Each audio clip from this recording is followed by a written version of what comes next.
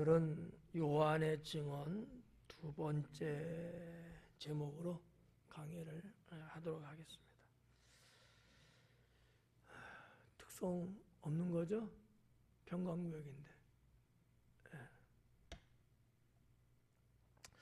지난주에 이어서 오늘 읽은 본문 말씀도 세례 요한이 증언하는 또 증거하는 내용으로 구성되어 있는데, 지난주하고는 조금 좀 다르죠. 오늘 읽은 본문 말씀은 예수님에 대한 증언이에요. 아주 직접적인 언급을 하면서 당시 유대 백성들에게 너희가 알고 있는 나사렛 예수는 우리가 고대하고 기다렸던 그리스도 메시아다, 이것을 확실하게 도장을 찍듯이 가르쳐주는 내용으로 구성되어 있습니다. 자, 29절 말씀해 보니까 이튿날 요한이 예수님께서 자기에게 나오심을 보고 이르되, 그래요. 그러면 28절까지 그 앞부분은 전날이라고 볼 수 있겠죠. 그러니까 이제 성경은 다 이렇게 같이 이렇게 기록은 됐지만 요일 날짜는 하루가 지난 그 내용을 이제 말씀하고 있습니다. 예수님이 자기에게 나오는 것을 봤다라는 거예요. 그래서 오늘 29절부터 34절까지 보다라는 단어가 한 4번쯤 나와요. 봤다, 보다, 뭐 보라, 뭐 이런 식으로 한 4가지 정도 나오는데, 물론 뭐 원어 단어는 다 달라요. 의미는 거의 비슷한 내용인데 사용된 용어는 다른 용어들을 사용을 다 했어요.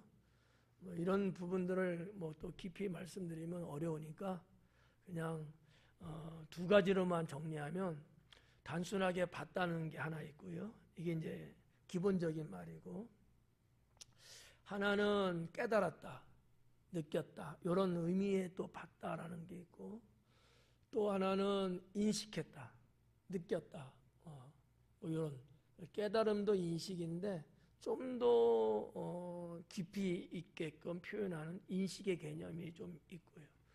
또 하나는 뭐 글쎄 과거의 경험상 이전에 본 것처럼 어떠한 그 경험을 이야기하는 그런 이제 봤다라는 말, 그런 단어가 또 있어요. 그래서 한 4가지 정도가 나오는 것 같은데, 그 첫 번째가 세례 요한이 나오심을 자기가 봤다라는 거죠. 그러면서 이제 하는 얘기죠.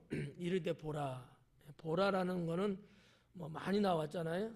사복음서 우리가 쭉 해오면서 사람들의 주의를 환기시키기 위해서 시선이 흐트러져 있는, 또는 그냥 엉뚱한 생각, 딴 생각하고 있던 사람들 아마 있겠죠.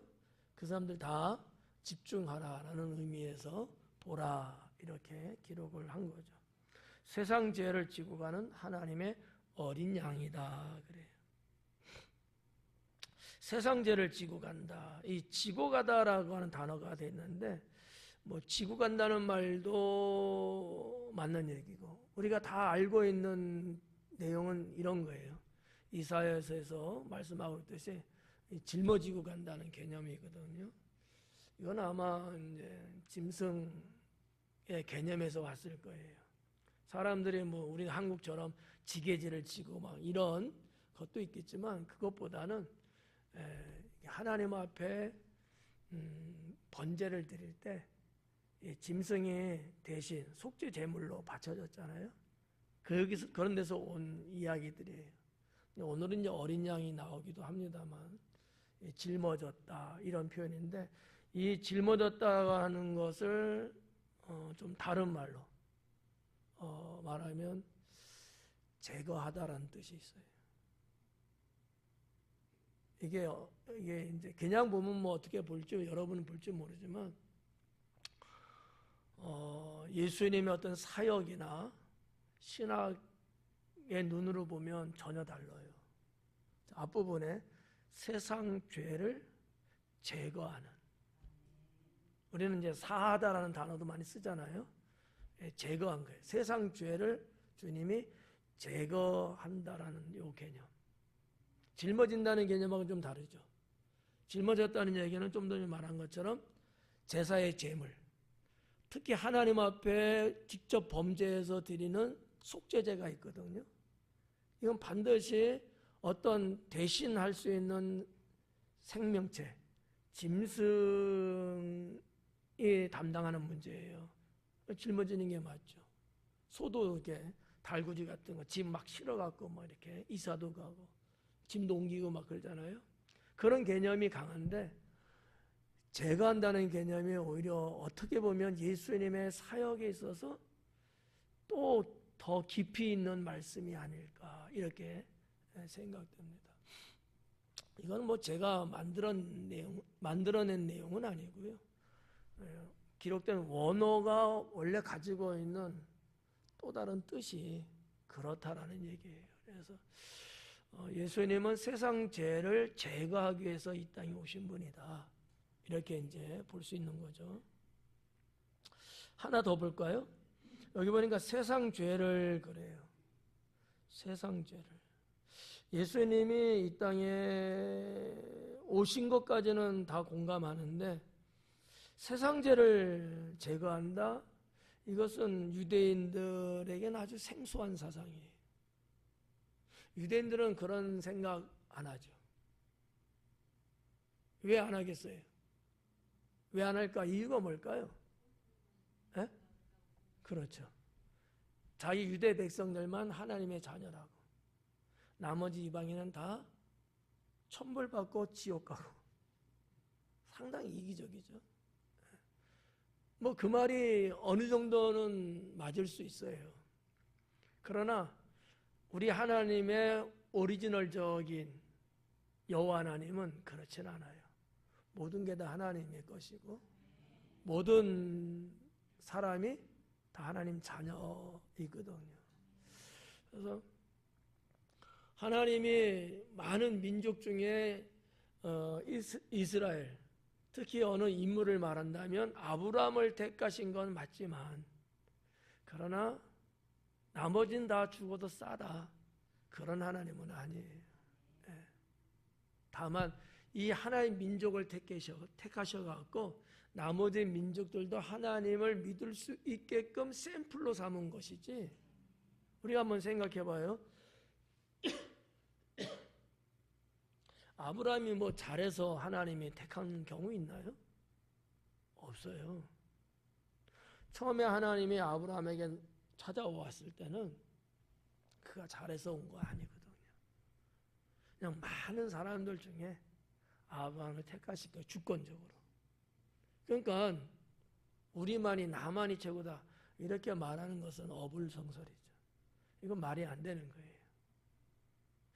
잘못된 거죠. 근데 때로는 사람들 중에도 그렇게 생각하는 분들이 좀 있더라고요. 하나님이 유독 나만 축복하고 우리 교회만 축복하고 막 이런 생각들. 이단이든지 이단에 가까운 사람이나 교회들이 그래요. 하나님의 구원의 영역은 무한대예요. 나만 구원받기 원하는 게 아니고 내 가족이 구원받기 원하고요. 내가 알고 있는 사람들 모든 사람이 다 구원받기를 원해요. 근데 우리 교회만 와야 복받고 우리 교회만 구원이 있고 이건 이단이든지 이단에 준하는 거예요. 그런 걸 믿어서도 안 되고 그런 데 가서도 안 돼요. 하나님의 구원의 은혜와 사랑을 내가 이렇게 축소시키는 범죄에 해당될 수 있어요. 우리 하나님은 그런 하나님 아니거든요. 그래서 세상 죄를 제거하는 하나님의 어린 양, 유대인들은 받아들일 수 없는 유대인의 사상 속에는 이게 없다는 거예요. 오직 그들은 우리 민족, 유대인 이렇게만 국한되어 있는 사람들이거든요. 근데 세례요한을 봐봐요. 그렇게 표현 안 하고 있다는 얘기지. 아주 새로운, 아주 신성한 표현이에요. 세례요한도 유대인이잖아요. 그러니까 유대인으로서의 세례요한이라면 당연히 세상 죄를 아니고 우리 유대 백성에 이렇게 나가야 되거든. 근데 그는 그러지 않았다는 거지. 왜 그랬을까요? 그럼 세례요한이 대단해서 그랬을까요? 아닌 거예요. 하나님의 그에게 영을 부으셔서 그렇게 말할 수 있도록 하신 거예요. 이 구분 가시죠? 이런 어떠한 구별법이 신본적이냐 인본적이냐, 하나님에 의한 거냐 사람에 의한 거냐의 차이점이 있다는 얘기죠. 세례요한은 역시 대단한 사람이야. 그분은 탁월해. 그래서 이렇게까지 생각했겠지? 이렇게 말하면 이건 대단히 인본적인 거예요. 그가 그렇게 말할 수 있었던 것은 하나님께서 성령으로 그를 감동시키고 그렇게 말할 수 있도록 하셨기 때문에 그가 했던 거야. 이렇게 말해야 이게 신본적이고 그게 맞아요. 어렵나요? 쉽죠? 네. 이런 걸 구별할 줄 알아야 되는 거예요. 그래서 여러분이 우리 교회든 어느 교회든 누가 말하든 딱 들었을 때 이게 구별할 수 있으면 조금 수준이 있는 거예요. 근데 잘 구별들을 못해요. 두리뭉실 그냥 아멘 믿고 가. 구별을 못해. 그래서 이단에 더 빠지는 거예요. 근데 이런 것을 보면서 여러분이 이제 그렇구나. 이게 다른 거구나. 이 구별을 자꾸 하는 능력을 키우면 누가 인터넷이든 유튜브든 직접 설교든 딱 들었을 때 이건 이거고 저건 저거구나. 이런 어떠한 분리기, 요 식별이 가능해져요. 그러면 이 사람은 오직 성경을 통해서만 그 신앙의 바른 길을 걸어갈 수 있게 되겠죠. 그래서 어때요? 그냥 여러분 아무 생각 없이 늘 이 성경 읽었잖아요. 세상 죄를 지고 가는 하나님의 어린 양이로다. 맞지? 아멘이지. 할렐루야. 근데 지금 보니까 어때요? 다르죠 또? 다른 거예요. 그래서 이제 세상 죄를 제거하는 하나님의 어린 양이다. 이제 이 하나님의 어린 양, 이 어린 양이라고도 여기 이제 나왔습니다만, 이 어린 양은 여러분 잘 알다시피 뭐를 좀 생각하면 될까? 제사의 제물 기본적으로는 생각하시면 될 것 같고, 아사셀 양을 생각하시면 될 거예요. 설명해야 되나요? 해드리는 게 그래도 괜찮겠어요? 안 해도 돼요? 쉬운 말로 아사셀 양이라는 어떤 시스템, 그런 제도는 사람이 어떤 죄를 범해갖고 마땅히 죽어야 되는데 그럴 수는 없어요. 그래가지고 하나의 어린 양을 선택해서 제사장과 그 범죄, 죄인이 양에게 머리에 손을 얹고 내 죄를 이 양에게 넘기는 거예요. 그러면 나는 사함을 받고 내 죄는 이 어린 양이 이제 갖게 되는 거야. 우리 한국 사람도 이런 시스템이 좀 있죠. 뭐가 있는 것 같아요? 이렇게 물으면 또 황당하지. 여러분 꿈꾸면 뭐라 그래요? 꿈 판달잖아. 그거 딱 들어보고 좋은 거 같으면 그거 나한테 팔어. 이런 게 좀 있잖아요, 옛날부터. 이게 하나의 전가 사상이거든요. 누구한테 넘겨주는 사상이에요. 이게 고대 사회부터 있었어요. 그러니까 성경에서도 이 아사셀 양 제도가 이제 있었단 말이죠. 근데 이거는 하나님께서 죄인을 구속하기 위한 하나님의 시스템이에요. 예수님이 그와 같은 분으로 이 땅에 오셨고 그걸 담당하시고 내 죄를 대신 짊어지시고 죽으셨잖아요. 이 전가 이런 거. 근데 여러분 잘 사용하셔야 돼요. 괜히 그냥 아무 때나 자기 잘못한 거 잠자고 있는 부인한테 막 이렇게 전가시키고 막 남편한테 막 그러고 그러면 안 돼. 그러니까 이 어린 양, 하나님의 어린 양이라는 얘기는 다른 의미는 별로 없어요. 선한 목자 생각하셔도 안 돼. 죄를 전가시키는 측면, 아사셀 양의 제도라고 하는 것만 생각을 하셔도 뭐 충분하지 않을까. 그 말씀을 하고 계시는 거거든요. 예. 그렇게 이제 29절 보시면 될 것 같고요. 30절에 내가 전에 말하기를 내 뒤에 오는 사람이 있는데 나보다 앞선 것은, 그러니까 세례 요한은 내 뒤에 오는 사람인데, 물론 예수님 말하는 거죠. 그분이 나보다 앞섰다 이렇게 본 거예요. 그분이 나보다 앞섰다. 그가 나보다 먼저 계십니다. 사실 예수님이 앞서지는 않았죠. 세례 요한이 앞섰죠. 6개월 먼저 태어났고 사역도 먼저 했고, 그러니까 실질적으로 앞선 자는 세례 요한이 맞아요. 근데 세례 요한은 그 앞섰다는 표현을 세상적 논리로 말하지 않은 거예요. 신적 논리로 말한 거야. 하나님 논리로. 이런 거를 여러분이 좀 구별하시면 좋죠. 내 뒤에 왔다 그러잖아요. 근데 나보다 앞선 거예요. 이럴 수 있을까요? 보통 세상 논리는 없죠. 근데 그럴 수 있어요. 예를 이런 거지. 우리 교회 나보다 늦게 들어왔는데 나보다 믿음이 앞섰어. 그럴 수 있어요, 없어요? 추월당한 거야. 이런 꼴 되면 돼요, 안 돼요? 아니, 부끄러운 거지. 그렇잖아요. 내가 우리 교회 나온 지 20년 됐어. 근데 이제 2년 된 사람이 나보다 믿음이 더 좋은 거야. 더 열심히 믿고 더 교회 안에서 정말 봉사하고 사역을 막 하는 거예요.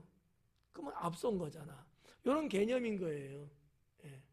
근데 지금 제가 예를 드린 거는 다분히 이제 이 땅에 해당되는 내용이고, 세례 요한은 그런 개념보다도 하나님의 사역적인 개념에서 앞섰다라는 말을 한 거예요. 그 뒤에 보면 그가 나보다 먼저 계셨기 때문이다라는 거지. 그러니까 예수님이 나보다 앞선 이유가 나왔어요. 그가 나보다 먼저 계셨기 때문이다. 이렇게 말한 거예요. 이건 이제 뭐 신학적으로 이제 이 말을 선제성이라 이렇게 말하거든요. 먼저 있었다. 선제. 예. 선제성. 이렇게 말하는 거거든요. 그러니까 세례 요한은 예수님을 어떻게 소개하고 있는 거예요? 그분은 영원 전부터 계신 하나님이시다. 이렇게 간접적으로 표현하고 있는 거예요. 근데 세례 요한에게 그런 영성이 과연 있었겠느냐? 없죠. 근데 어떻게 알았어요? 하나님이 알게 했기 때문에. 이렇게 말하는 게 100%. 예, 아셨죠? 제가 어떻게 알겠어요? 그렇지. 그렇게 말을 해야지. 목사님이 원래 잘 알잖아요. 이렇게 말하는 다분히 인간적인 거야. 하나님이 목사님에게 알게 하기 위해서 이렇게 말하면은 100점 점수가 되는 거죠. 그러면 나도 교만해지지 않게 되고, 그죠? 하나님은 높임을 받게 되고. 말을 잘해야 돼. 말을. 주중에 그런 목격 걸론 받아보셨죠? 말에 대해서. 물론 기억은 안 날 겁니다. 그래서 이제 메시아의 선제성, 즉 예수님을 선제 먼저 계신 분으로 그렇게 지금 말하고 있다. 그가 나보다 먼저 계심이라 한 것이 이 사람을 가리킴이라. 그럼 이렇게 내용을 다 보면 30절에 보니까 그렇다면 성경에 예수님이 먼저 있다는 것을 말씀해놨구나. 예언된 거구나. 이렇게 볼 수 있다는 거죠. 뭐 여기에 대한 말씀들은 성경 모든 성경에 다 있지는 않지만 대표적으로 이사야라든지 아니면 요엘서라든지 이런 데는 기록이 돼 있고요. 또 에스겔서 같은 데도 그냥 살짝입니다만 기록이 또 돼 있죠. 31절에 보니까 나도 그를 알지 못하였으나 내가 와서 물로 세례를 베푸는 것은 그를 이스라엘에 나타내려 함이라 하니라. 31절 봐봐요. 뭐라 그래요?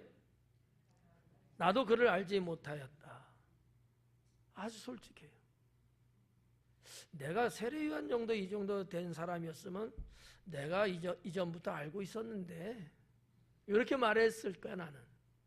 근데 세례요한은 역시 신실한 사람인 분명해요. 자기를 높인다거나 자기를 챙긴다거나 뭐 자기를 뭐 알린다나 이쪽에는 전혀 마음이 없어. 0%야 0%. 예. 우리가 그냥 이렇게 보니까 그러지만 사실상 그 당시에 세례 요한은요 당대 최고였습니다. 유대 사회가 발칵 뒤집혔거든요. 그 정도로 엄청난 인물이었거든요. 그럼에도 불구하고 그는 이렇게 이야기하는가? 나도 몰랐었다. 그러면 따르던 사람들이 또는 제자들도 있었거든요. 세례 요한에. 이런 얘기를 들으면 어떨 것 같아요? 황당하지 않아요? 뭐야? 우리 선생님이 몰랐었다고? 우리가 괜히 따라다닌 거 아니야? 막 이렇게 소요가 일 수도 있거든요. 제자들이 다 떨어져 나갈 수도 있어요. 그럼 망하는 거잖아. 근데 그런 거는 아랑곳하지 않고 그들은 전혀 관심이 없는 거예요. 왜? 나는 오직 예수님이 메시아라는 것만 알려주는데 초점이 있었던 거죠. 그냥 훌륭한 사람이요 그랬어요.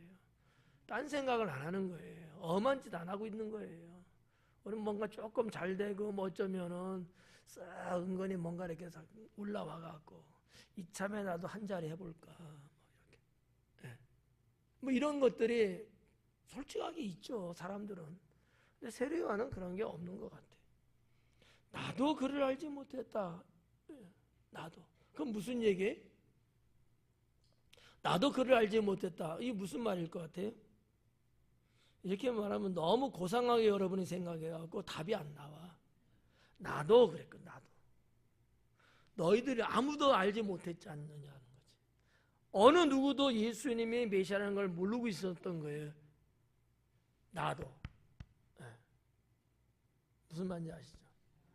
당시 모든 사람이 다 몰랐어요. 근데 나도 똑같다. 나도 똑같다. 별반 차이가 없다. 그 얘기예요. 그러니 얼마나 자기 자신을 낮추고 있냐는 거지. 지난주에도 말씀드렸잖아요. 세례 요한이 자기를 낮추는 이 겸손이 아주 극에 달했다는 거죠.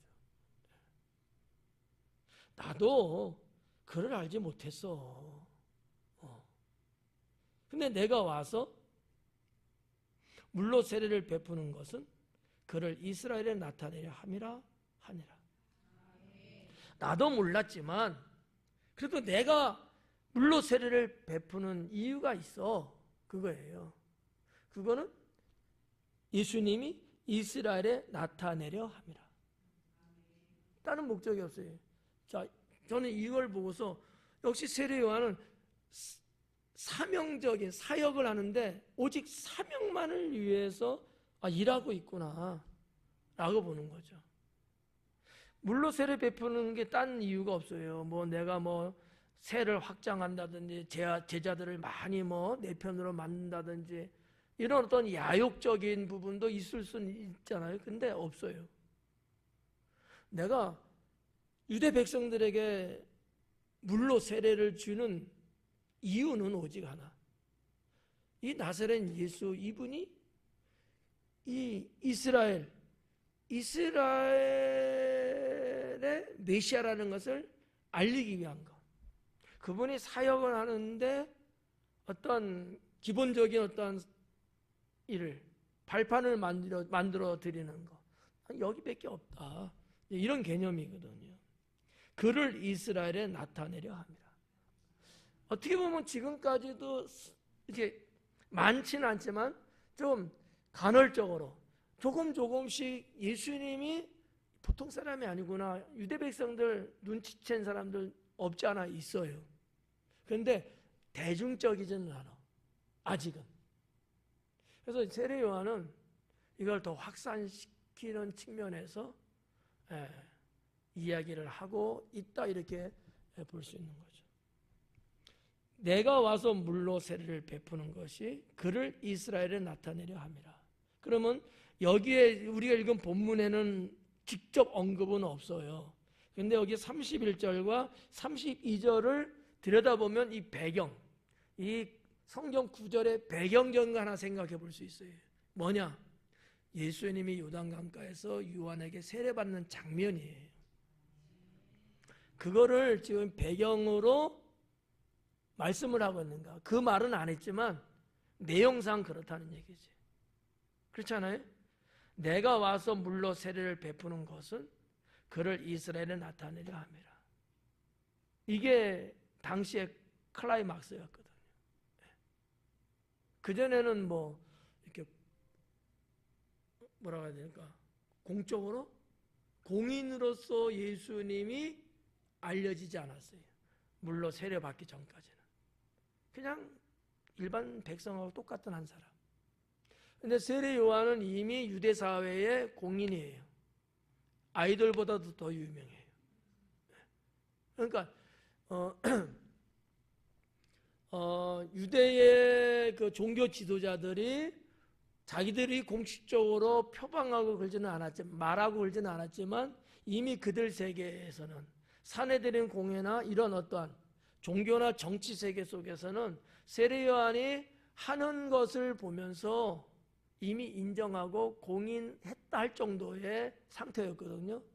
그가 예수님을 또다시 하나의 공인을 시키는 거예요. 쉬운 말로 무슨 얘기냐면, 제가 세계에서 자격증을 부여받은 사람이야.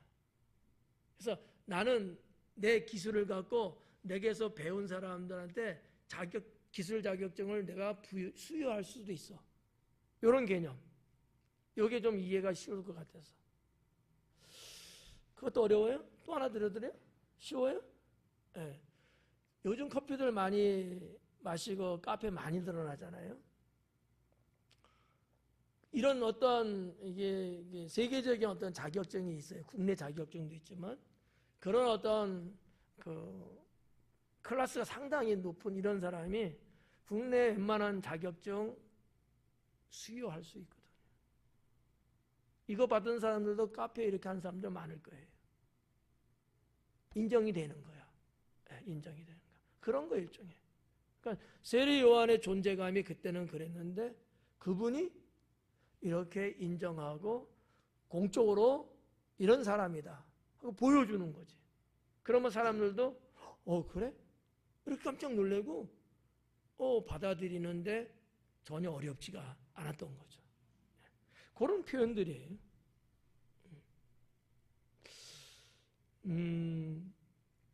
32절에 보니까 요한이 또 증언하여 이르되 내가 보매. 봤대죠? 네. 내가 보매. 직접 봤다는 거예요. 체험했다는 거예요. 아까 제가 4가지 단어 쭉 말씀드렸잖아요. 내가 체험해 보니까, 내가 겪어 보니까 이 얘기거든요. 내가 보매 성령이 비둘기같이 하늘로부터 내려와서 그의 위에 머물렀더라. 요 말씀의 배경이 뭐예요? 예수님 세례받았던 일이에요. 여기 그런 얘기는 없어. 세례받았잖아요. 그죠? 그런데 요 말씀 기록한 것의 배경을 보니까 어느 때 얘기냐? 예수님이 요단강가에서 세례 요한한테 세례받았던 때를 지금 말하고 있구나. 이렇게 이제 볼 수 있다는 거죠. 내가 봤다는 거예요. 세례 요한이 집례를 했는데 그때 기록된 바에 의하면 예수님이 물가에서 침례받고 올라올 때 하늘에서 하나님의 음성도 들렸고 성령이 비둘기같이 임했다 그러잖아요. 그걸 지금 말하는 거야. 네. 내가 봤다는 거죠. 봤어요. 그러면 그 정도면 세례 요한도 하나님이 그의 눈을, 영안을 열어주셨겠지. 정말 성령이 여러분 사람의 인간적인 눈에 이렇게 비둘기로 보여서 이렇게 임한 건 아니에요. 하나님이 영적인 눈을 열어줘야지만 볼 수 있는 거야. 뭐 비슷한 거의 흡사한 하나의 예는 사울이 다메섹이라고 하는 그쪽에 예수님 믿는 백성들을 잡으려고 가잖아요. 가다가 길에서 길에서 누구를 만나요? 예수님 만나요. 예수님 만나는데 아무도 동행하는 사람들은 알 수가 없어요. 주님의 음성이 들려요. 예수님 음성이. 근데 아무도 그 음성을 못 들어요. 근데 사울만 음성을 듣는 거야. 나머지 사람은 그 음성을 어떻게 들어요? 천둥 소리로만 들리는 거예요. 이런 거 일종의. 사울은 영안이 열려서 주님을 보지만 다른 사람은 못 보는 거야. 영적인 눈이 안 열리기 때문에. 네. 그런 개념이에요. 그러니까 집례를 했던 세례 요한이 당시 예수님을 집례했을 때 본 거예요. 성령이 임하는 걸 본 거야. 그런데 그 같이 있었던 사람들은 못 봤을 거예요. 이거를 세례 요한이 다시 지금 직접 말하고 있는 거죠, 지금. 성령이 비둘기같이 하늘로부터 내려왔다. 그리고 그의 위에 머물렀다. 라는 거죠. 어려운 얘기니까 길게 말씀은 드릴 수 없고요. 뒷부분에도 이제 33절인가 성령이 베푼 세례를 성령으로 세례 베푼다. 성령 세례라는 말이 있거든요. 아주 복잡해요. 이 성령 세례, 성령 불세례, 뭐 성령의 인치심, 성령의 임재 이런 쪽에 말씀을 해드리려면 한 일주일은 강의를 해야 돼요. 책을 쓰면은 몇 권을 써야 되거든요. 그러니까 이건 어렵고 쉬운 말로 좀 이따가 이제 말씀을 드릴게요. 그 부분이에요 지금. 성령이 비둘기같이 하늘로부터 내려와 그의 위에 머물렀다. 이 얘기는 인즉 성령으로 세례를 받았다라는 얘기예요. 똑같은 거예요. 그건 무슨 얘기냐?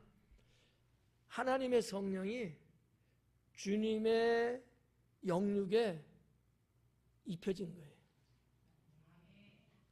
그의 육신적으로는 머리서부터 발끝까지 다 전체적으로 다 씌워졌다는 거고요.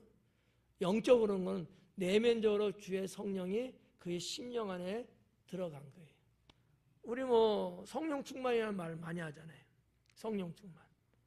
충만이 뭐냐? 이것도 설명하면 또 헷갈리고 모르는 사람 너무 많거든. 어떻게 표현할 수가 없는 게 충만이라는 것이. 어려워요. 그냥 쉬운 말로 말하면 여러분 여름철 이제 오면은 너무 더우니까 요즘 사람들은 안 하지. 옛날에 뭐 했어요? 운물가 이런 데서 내과에서 그냥 물로 그냥 등복했잖아요. 목욕 말고. 아니면 여러분 뭐 숙소 들어가면 여행 갔을 때 샤워하잖아요. 그러면 머리서부터 그냥 물 다 뒤집어 쓰지 않습니까? 이렇게 그냥 생각하시면 아주 쉬워요. 그냥 성령 세례 받았다는 게 그런 거야. 왜? 바가지 퍼서 이렇게 하는 거 아니잖아. 위로부터 뒤집어 씌는 거거든요. 이게 성령 세례예요. 근데 겉만 그런 게 아니고 위에서도 뒤집어는 썼는데 심령 안으로 다 가득에 충만히 찬 거야. 요게 이제 성령 세례 받았다 더해서 성령 충만하다. 이렇게 보면 아주 쉽게. 지금 말씀드리는 게 100% 맞지는 않아요. 더 이상 어떻게 말씀드리기 어려워서 가장 근사치로 말씀드린 거고요. 그래서 이제 성령이 비둘기같이 하늘로부터 내려와 그의 위에 머물렀더라. 이 머물렀더라라는 단어도 좀 단순하게 썼습니다만은 성령이 예수님을 떠나지 않고 지속적으로 계속 충만한 가운데 있었다라는 의미거든요. 왜냐하면 이 내용이 제1 부정 과거형으로 돼 있고 단어가 이런 문법적인 것을 봤을 때 성령이 임했는데 끝 이게 아니고 성령이 임했는데 임한 그 성령이 계속해서 머물러 있으면서 지금도 쭉 간다는 얘기죠. 그런 개념이에요. 자, 그 다음에 33절 나도 그를 알지 못하였으나 31절에 나도 그를 알지 못하였으나 그랬는데 33절에 나도 그를 알지 못하였으나 나를 보내어 물로 세례를 베풀라 하신 그 이가 나에게 말씀하시되 성령이 내려서 누구 위에 머물든지 머무는 것을 보거든 그가 곧 이런 말씀 있잖아요. 자, 여기 보니까 33절에 나를 보내신, 나를 보내신. 누가 보냈어요? 하나님이 보낸 거죠. 그분이 물로 세례를 베풀라 하신 그 이가 누구예요? 잘 봐요. 나를 보내어 누가 보냈다고요? 하나님. 나를 보내어 물로 세례를 베풀라 하신 그 이가, 그가 누구죠? 하나님. 똑같은 거예요. 네. 하나님이 직접 예수님께 세례요한에게 말했다는 얘기예요. 나에게 말씀하시되 성령이 내려서 누구 위에든지 머무는 것을 보거든 그가 곧 성령으로 세례를 베푸는 자인 줄 알라. 이 얘기예요. 이 언급이 조금 글쎄 다 이유가 있겠습니다만 그가 메시아인 줄 알라 이렇게 말하지 않았잖아요. 그죠? 성령으로 세례를 주는 자인 줄 알라고 한 얘기야. 그러면 지금 중요한 부분에 이게 중요한 거예요. 바로 직접 언급을 통해서 메시아인 줄 알라 이렇게 하면 쉽고 간단할 것 같잖아요. 근데 지금은 그게 중요한 게 아니에요. 세례 요한이 예수님이 메시아됨을 알리기 위해서 물로 세례를 주고 백성들에게 있어서는 죄 사함을 받게 하는 물 세례를 줬단 말이에요. 근데 여기에 대조적으로 메시아는 어떠냐는 거지. 그는 물로 세례를 주는 게 아니고 성령으로 세례를 준다 이렇게 말하는 것이 전체적인 맥락에서 이 표현이 맞은 거예요.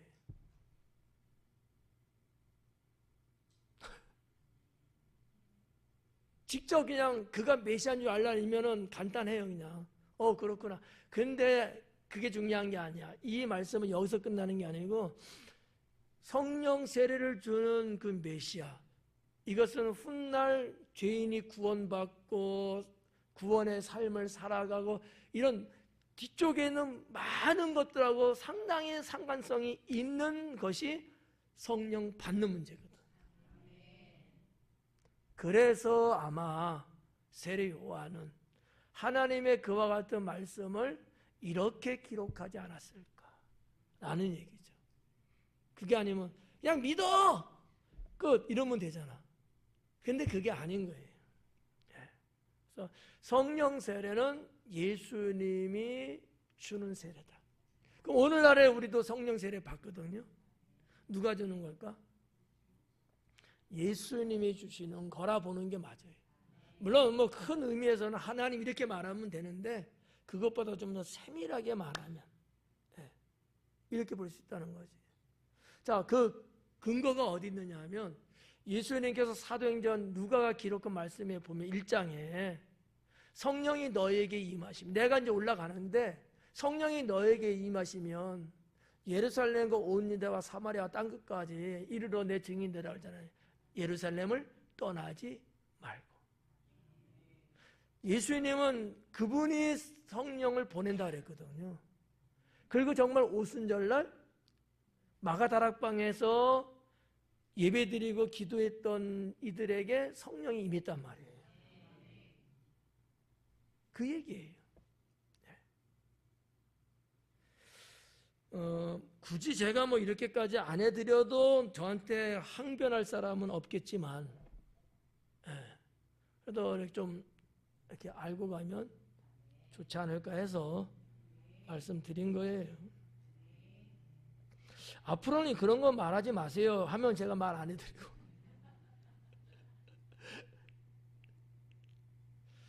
그래서 33절 아주 중요한 대목이에요. 나도 그를 알지 못했지만 나를 보내어 물로 세례를 베풀라 하신 그 이가 하나님이 나에게 말씀했다. 물로 세례를 베풀라고도 하나님이 했지만 그분이 또 말씀하기를 성령이 내렸는데 누구 위에 머물든지 간에 그가 누구든지 간에 그가 곧 성령으로 세례를 베푸는 자다. 근데 이 말은 구약 성경에 예언된 바에 의하면 그는 메시아라 그랬거든요. 그게 이제 뭐 이사야서에 많이 나오고 에스겔이나 요엘서에도 나오거든요. 그러니까 이미 선지자를 통해서 예언해 놓은 것을 세례 요한은 이렇게 인용하면서 말하고 있고, 누가는 그거를 요한은 그것을 기록을 한 거죠.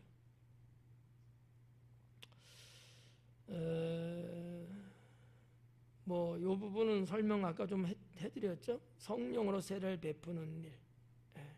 어렵게 생각하지도 말고 그냥 성령이 임했다, 쉬운 말로. 근데 임한 정도가 아니고 임한 그 성령이 내게 물을 그냥 위에서부터 쏟아붓듯이 내게 임했다, 이렇게 보시면 성령 세례다, 이렇게 그냥 볼 수 있어요. 그 정도만 보면 될 것 같아요. 34절에 내가 보고 그가 하나님의 아들이심을 증언하였노라. 내가 보고, 경험치죠. 인식이라는 단어, 인식하다라는 뜻을 갖고 있는 단어인데 특히 경험에 대한 인식이에요. 경험에 대한. 내가 봤어. 이 얘기는 내가 어느 날 뭐를 본 거야. 그럼 내가 알고 있는가, 그 사실을. 그 얘기를 지금 하고 있는 거예요. 내가 보고 그가 하나님의 아들이심을 증언하였노라. 그러니까 세례 요한이 예수님이 메시아라는 것을 그냥 쓸데없이 뭣도 모르고 말하고 그런 게 아니다라는 얘기거든요. 내가 다 그런 하나님의 징조, 하나님의 임재하심 이런 걸 다 봐서 내가 알고 있다. 내가 거짓말로 말하는 거 아니다. 내가 봐서 아는데 이분은 메시아다. 이 얘기예요. 이것은 이제 사도 요한이, 세례 요한이 하는 말을 그대로 기록하고 있는 거죠. 오늘 34절까지.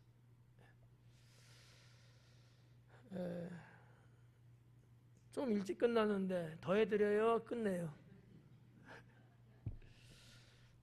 다음 주부터는 이제 35절로 넘어가도록 하겠습니다. 기도합니다.